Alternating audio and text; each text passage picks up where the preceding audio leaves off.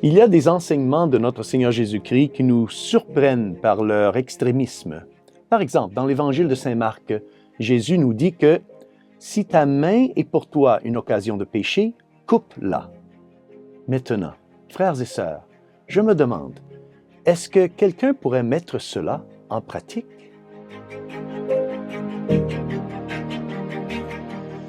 Au nom du Père et du Fils et du Saint-Esprit. Amen. Chers frères et sœurs, Salve Maria et bienvenue au commentaire de l'Évangile de ce dimanche. L'Évangile de ce 26e dimanche du temps ordinaire nous est présenté par Saint Marc, chapitre 9, versets 38 à 43, 45, 47 à 48.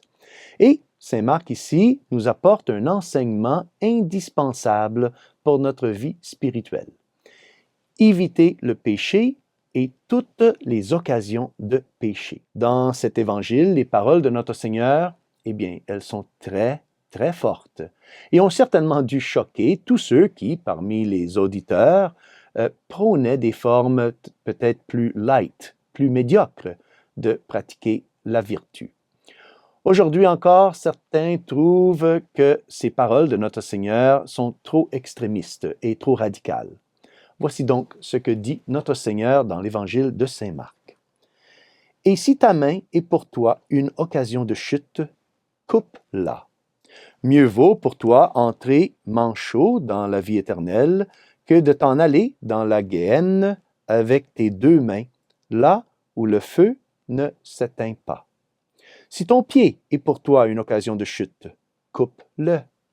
Mieux vaut pour toi entrer estropié dans la vie éternelle que de t'en aller dans la guéhenne avec tes deux pieds. Si ton œil est pour toi une occasion de chute, arrache-le.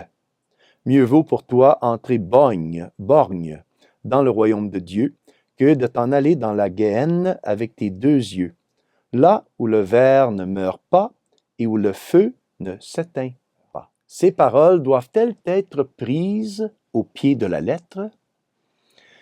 Nous lisons dans la légende dorée de Jacobus Voragine, datant de 1275, que le pape Saint Léon le Grand célébrait un jour la messe pour le public dans la grande et magnifique basilique de Sainte-Marie-Majeure à Rome.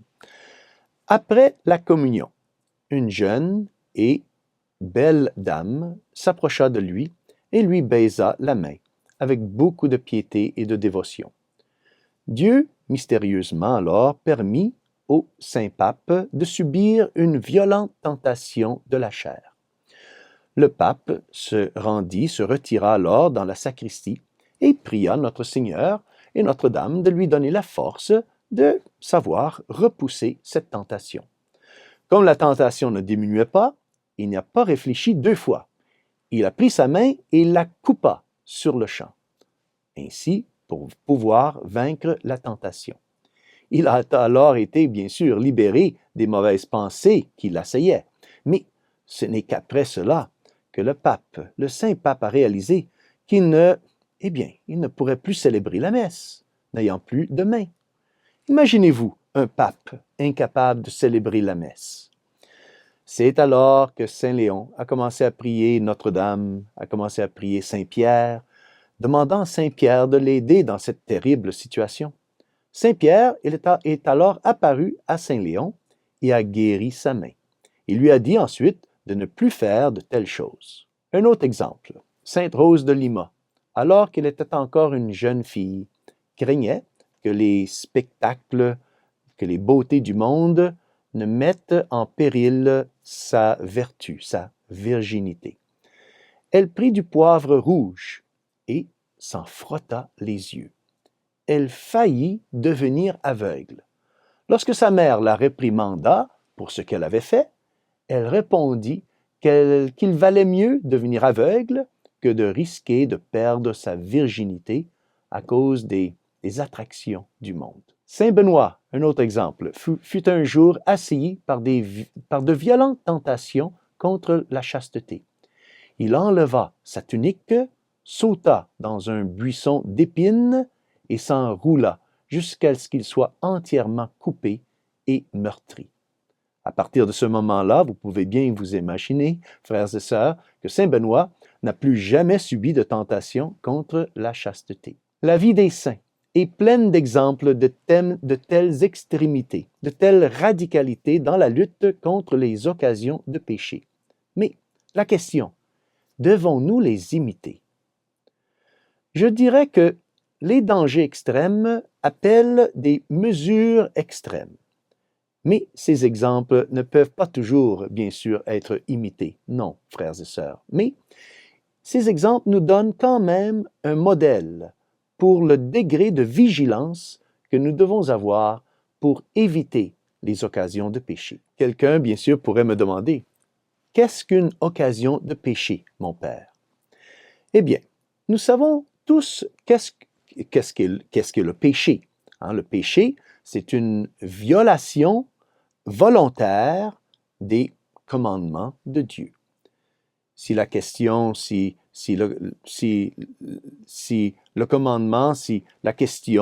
l'événement, le péché est grave et que nous connaissons et que nous désirons pleinement, enfin, commettre ce péché, le mal que nous faisons, alors le péché est également grave. Le péché grave, ou le péché aussi appelé mortel, est le plus grand mal sur la terre. Il est appelé mortel parce qu'il tue littéralement notre âme. Nous chassons Dieu de notre cœur et lui tournons le dos. Nous crucifions à nouveau le Christ par nos péchés. Nous perdons la vie de la grâce et si nous mourons avant de nous être repentis et confessés, nous serons très probablement condamnés à une éternité de feu et enfer, en enfer, comme le dit aujourd'hui l'Évangile, la Guéhenne. Nous savons tous cela, mais nous tombons encore si souvent dans le péché. Qu'est-ce qui nous fait tomber en péché? Quelqu'un risquerait-il de perdre sa vie pour un instant de plaisir? Eh bien non. Pourtant, nous risquons de perdre la vie éternelle pour une bagatelle de péché. La réponse, frères et sœurs, c'est qu'il y a deux, et seulement deux façons de ne pas tomber en péché.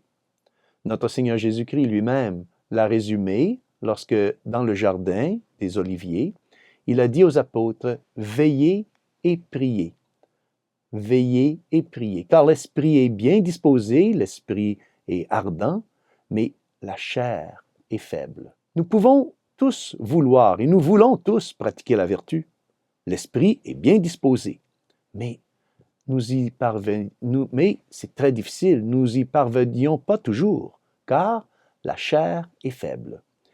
Si nous ne tenons pas compte de ce conseil de notre Seigneur, veillez et priez, vigilance et prière, alors nous allons toujours tomber en péché. Sans la prière et la prière constante, il est impossible de persévérer dans la pratique de la vertu. En effet, sans la grâce de Dieu, nous ne pouvons pas pratiquer régulièrement les 10 commandements. Et Dieu ne donne sa grâce qu'à ceux qui prient et demandent sa grâce. Mais la prière ne suffit pas. Nous devons également éviter les occasions de péché. Les occasions de péché sont toutes les personnes, tous les lieux, enfin, toutes les choses qui peuvent, enfin, d'une façon ou d'une autre, nous conduire au péché. Ces occasions de péché sont très personnelles et varient d'une personne à l'autre. Ce qui peut être une occasion de péché pour l'un peut ne pas l'être pour l'autre. Par exemple, pour certains, l'alcool est un grand danger, mais pour d'autres, l'alcool ne constitue pas du tout une occasion de péché. Si, dans le passé, nous avons fait l'expérience de certaines personnes, de certains lieux ou de certaines choses qui nous ont, hélas, conduits au péché, ou du moins qui nous ont fait faire l'expérience de notre faiblesse, nous devons les fuir.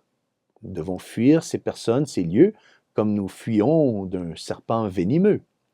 C'est indispensable pour quiconque veut pratiquer la vertu et atteindre la vie éternelle. C'est ce que notre Seigneur a voulu dire, ici aujourd'hui dans l'Évangile, lorsqu'il a déclaré que nous devons couper tout membre qui pourrait nous conduire au péché. Notre Seigneur, bien sûr, il ne parle pas de membres de notre corps, mais des occasions de péché. Par exemple, si une personne a le vice de l'alcoolisme, elle ne peut surmonter ce vice, cette faiblesse, enfin, que si elle coupe radicalement avec toute compagnie, tout lieu, toute amitié, toute occasion de tomber dans l'alcoolisme. Alors, même un bon parfum contenant de l'alcool ou un désinfectant pour les mains contenant de l'alcool peut être une occasion de péché pour un alcoolique à cause de sa maladie, sa faiblesse par rapport à l'alcool. Ça peut être une occasion de péché ou du moins lui rappeler son ancien vice. En plus de la prière, donc, l'alcoolique doit couper avec tout cela et totalement, radicalement. Si une personne est tombée dans le péché, par exemple en utilisant l'Internet, les réseaux sociaux, elle devrait peut-être y renoncer complètement. Si c'est l'amitié avec une personne qui l'amène à pécher, elle doit mettre fin à cette amitié. Mais si nous voulons sérieusement rester en état de grâce, nous devons alors aussi et surtout être vigilants. Nous ne devons pas attendre de tomber dans le péché pour ensuite éviter les occasions de péché. Tout être humain, à l'exception de Jésus et de Marie, est conçu dans le péché originel et a donc inclinations, des tendances désordonnées vers le péché. Nous sommes tous capables de tomber dans le péché, quelle que soit la sécurité dont nous nous sentons, dont nous jouissons. Comme nous le dit Saint Paul dans son épître aux Corinthiens, Saint Paul nous dit que si vous êtes debout aujourd'hui, eh bien, prenez garde de ne pas tomber demain. Il suffit d'être vivant, frères et sœurs, pour être ensuite capable de tomber dans le péché.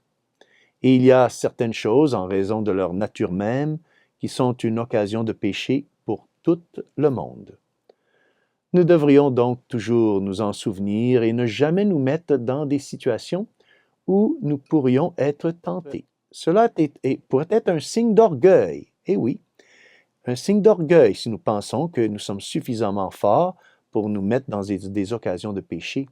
Et Dieu pourrait bien nous humilier en nous laissant tomber à ces occasions-là.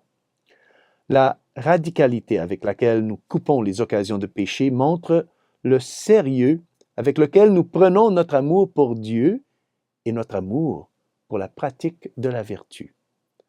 Dans l'Évangile d'aujourd'hui, notre Seigneur parle également du fait du danger d'être une occasion de péché pour les autres.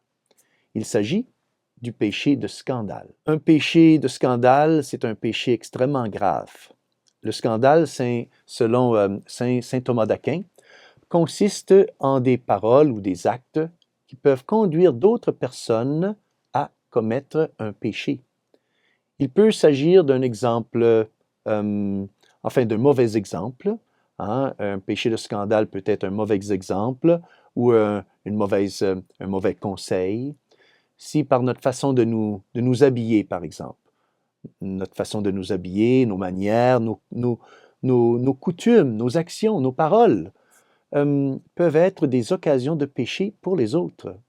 Alors, si nous ne faisons pas attention, la malédiction de notre Seigneur pourrait s'abattre sur nous lorsque nous écoutons notre Seigneur, dans l'Évangile de Saint Matthieu, dire « Si quelqu'un scandalise ou fait pécher l'un de ces petits qui croient en moi, il vaudrait mieux pour lui qu'on lui mette une meule autour du cou et qu'on le jette à la mer. » Détruire l'innocence d'une âme est un mal plus grand que d'assassiner quelqu'un. Et oui, car la mort spirituelle et la condamnation sont éternelles, mais la mort physique n'est que temporelle. Bien sûr, notre Seigneur parle de ceux qui conduisent délibérément les autres au péché, bien sûr, mais cela peut parfois se produire aussi sans notre plein consentement. Donc, il faut être attentif. Il s'agit néanmoins, il faut faire attention. Nous devons donc toujours veiller à éviter le scandale.